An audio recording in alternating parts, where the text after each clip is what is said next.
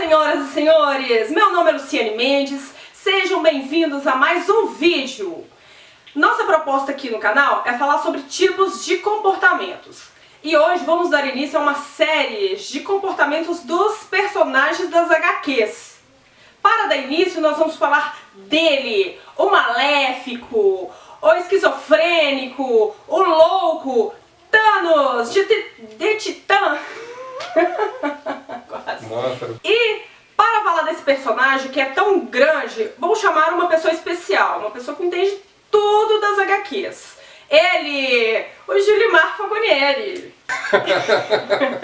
Você falou que entende tudo, eu falei assim, gente, cadê essa pessoa que entende tudo? O Thanos é um personagem muito rico, realmente. E tem muita coisa para se falar dele, e tudo que se disser ainda vai faltar alguma coisa. É porque ele é muito grande, ele tem... Ele é riquíssimo. Um comportamento, com muitos comportamentos. Por que ele ficou tão mal assim? Primeiro, ele é um habitante de uma das luas de Saturno. Os pais dele governavam essa lua. Então ele é uma mutação genética. Aconteceu um acidente genético com ele e ele nasceu com uma aparência um tanto monstruosa. Thanos, o que acontece? Thanos, ele tem um problema psicológico. Ele não é uma pessoa normal, ele é louco, claramente louco. Alguns autores dão foco na loucura dele, deixando apenas ele virar a morte. Apenas ele vê o personagem da morte. Outros autores não. Deixam a morte em evidência e todos os outros demais personagens veem a morte. Mas independente disso, parece que ele é louco de qualquer forma, né? Tanto se a morte não existe, ou quando ela é como uma pessoa, quando ela é representável, quando ela é representada, né, como quando ela uma pessoa, visível para os outros personagens. Das duas formas, ele tem algum distúrbio. Porque quando a morte não existe, é só ele que escuta, não é? Ele conversa... O que seria essa doença da pessoa que conversa com a morte se a morte é um personagem fictício, só ele que vê? Seria o quê? Pra mim, Ouvir vozes? Pra mim ele é esquizofrênico. Talvez esquizofrenia? É um personagem que só existe na cabeça dele, né? Certamente, independente se é esquizofrenia ou não, é psicopatia. Tá? Mas isso não justifica a pessoa ser esquizofrênica, não justifica ele matar as pessoas.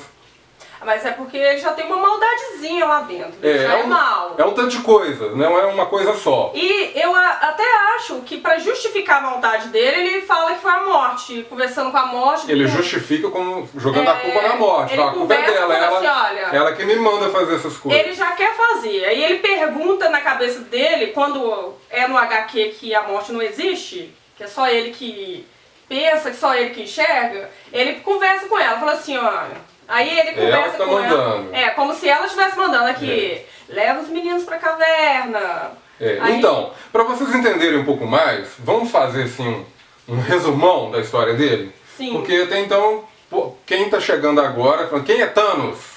Né? Vai passar o filme da Marvel e é um personagem que todo mundo tá querendo saber quem é esse grande vilão que está aí às portas, né? Então vamos fazer um resumão. Vamos lá, começa da seguinte forma. Ele a lua onde ele reside foi...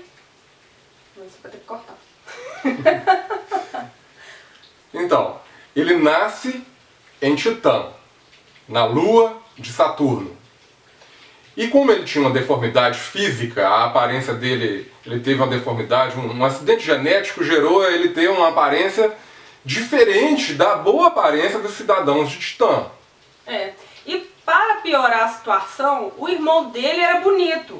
Então, O Eros é um personagem de hollywoodiano, de Hollywood.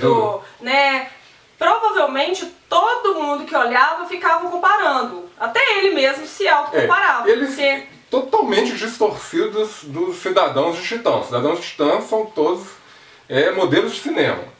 E aí de repente nasce uma criança com uma deformidade terrível, de uma cor de pele diferente, azul, azulada, né? Eles vão mudar isso no filme eles vão mudar o tom, né? Mas os traços dele são de uma pessoa feia, deformada. Considerada feia. Se ele tivesse pessoas parecidas com ele lá, não teria tanto problema. Mas E aí, esse assunto aí de ter pessoas parecidas entra numa outra divisão, num outro assunto que a gente pode falar no próximo vídeo, porque tem em Titã os seres mutantes com outra aparência, que ele lembra esses seres. Mas aí é outro assunto. O que ocorre? Nasce essa criança, quando o médico entrega para os seus pais, entrega para o mentor, entrega para a mãe, qual que é a primeira reação que a mãe teve? Você lembra? a mãe mata, a mãe pega o bisturi e tenta matar o filho.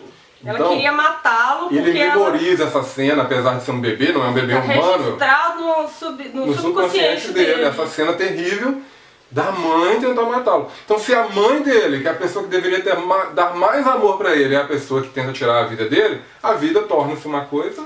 Pra ele a vida é uma coisa boba. Nada importante. Pra ele não tem problema nenhum chegar e matar todo mundo. Então, isso aí talvez seja o grande momento que cria o personagem vilão Thanos de Titã, né? O louco. Na minha opinião, é o principal motivo. O principal motivo é essa coisa não superada. Na cabeça dele lá, parece que é gritante, ó, a minha mãe quis me matar. Então, apesar de ter o bullying na escola, né, das crianças, né, não ter rejeição com ele, em uma das histórias até que tem algumas crianças que fazem amizade com ele, né, acidentalmente elas morrem e a culpa cai sobre ele, né, mas no geral a gente entende que ele é inseguro por causa da aparência. Ele era uma criança inteligente, muito inteligente, mas com a autoestima baixa. Ele se torna, inclusive, a criança mais inteligente da escola, ele supera os próprios professores dele. Exatamente, muito estudioso, mas ele se comparava.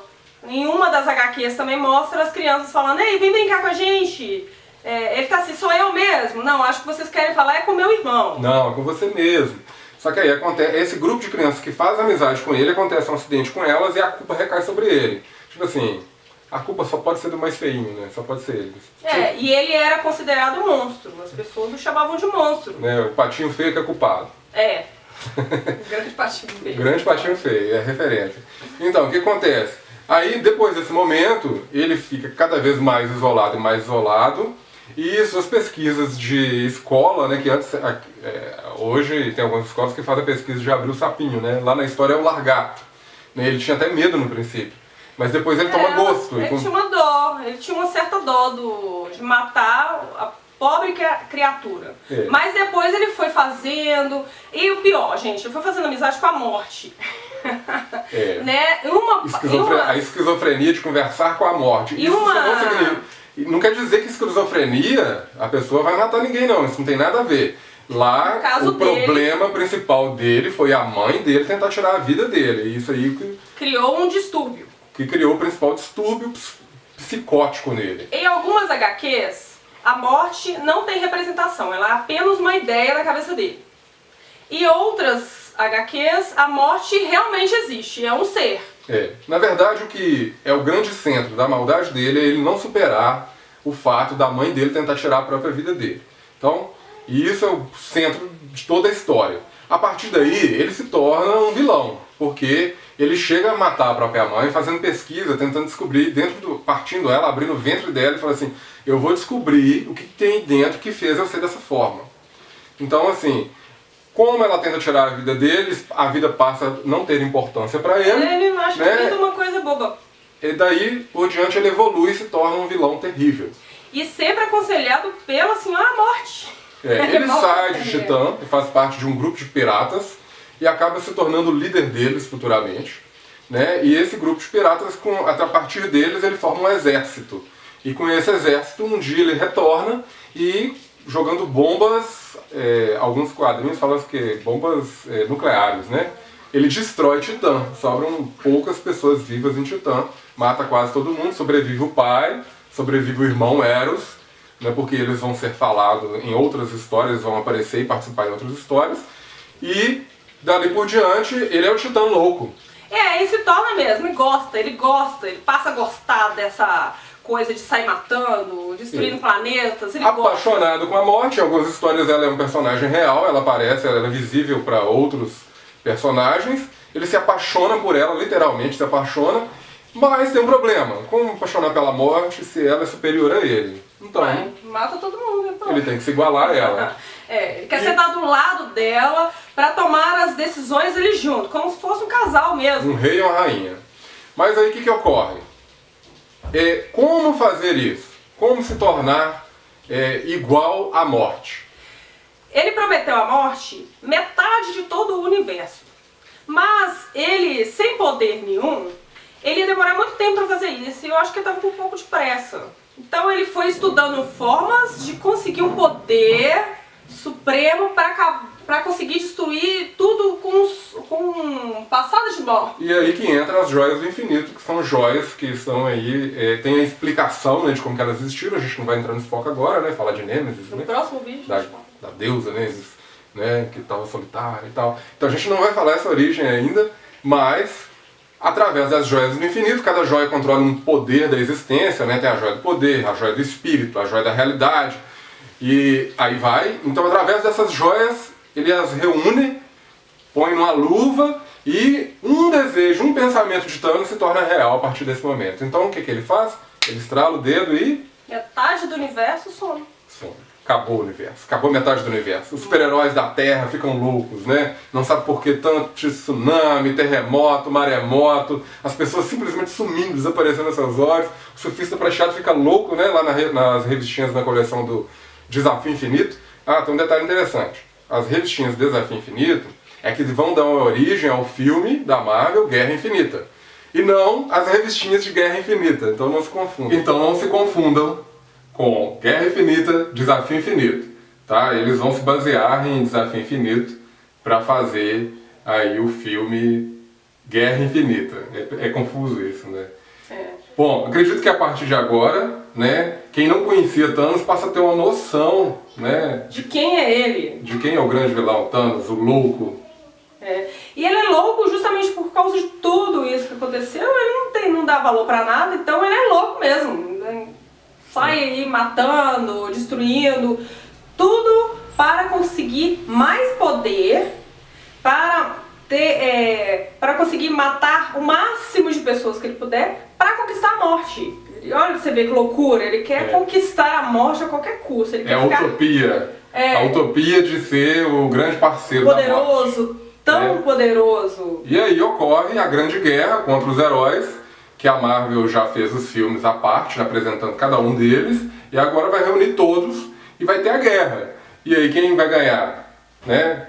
Nos quadrinhos, Thanos ele mesmo cria, né, no seu subconsciente uma maneira dele devolver o poder. Mas como que será no filme? É a grande surpresa, em breve nós vamos descobrir. Vamos descobrir e vamos fazer um spoiler aqui pra você. Isso aí, vamos sim. Tá? Então é isso, gente. Muito obrigada. Compartilhe esse vídeo. Clique no joinha. Se vocês tiverem alguma coisa a dizer, deixe aqui nos comentários. E muito obrigada pelo vídeo. E até o próximo. Inscreva-se no canal. Inscreva-se no canal. Tchau. Muito obrigada, Julimar. O prazer foi meu.